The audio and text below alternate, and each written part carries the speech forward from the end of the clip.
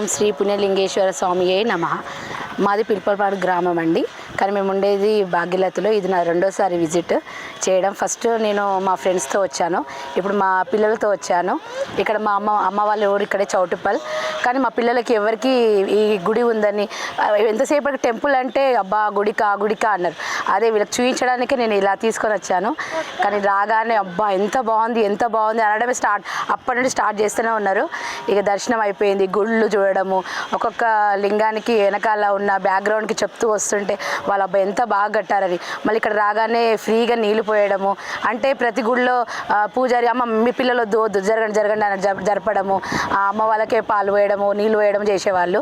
ఇప్పుడు పిల్లలు చేస్తుంటే వీళ్ళకి ఎంతో ఆనందంగా అనిపిస్తుంది.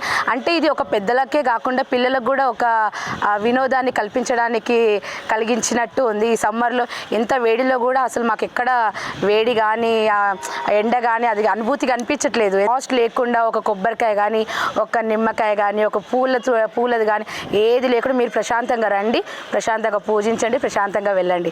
అది నాకు బాగా నచ్చింది. ఇప్పుడు మేము ప్రశాంతంగా పూజ అయిపోయింది. ఇప్పుడు ప్రశాంతంగా కూర్చుంటాం, తినేస్తాం, నిదానంగా వెళ్ళిపోతాం. ఓం శ్రీ పుణ్యలింగేశ్వరాయ నమః. హర హర మహాదేవ శంభో శంకర. 12 జ్యోతిర్లింగాలను ఒకే చోట దర్శించుకునేలా నిర్మించిన శ్రీ పుణ్యలింగేశ్వర స్వామి క్షేత్రాన్ని దర్శించి తరించండి. ఆలయ పూర్తి నిర్మాణంలో భాగంగా ఇటుక, ఇసుక, సిమెంట్, కంకర, గ్రానైట్, ఐరన్ వంటి నిర్మాణ సామాగ్రిని గాని విరాళాల రూపంలో గాని వితరణ చేసి శ్రీ పుణ్యలింగేశ్వరుడి ఆశీస్సులు పొందండి.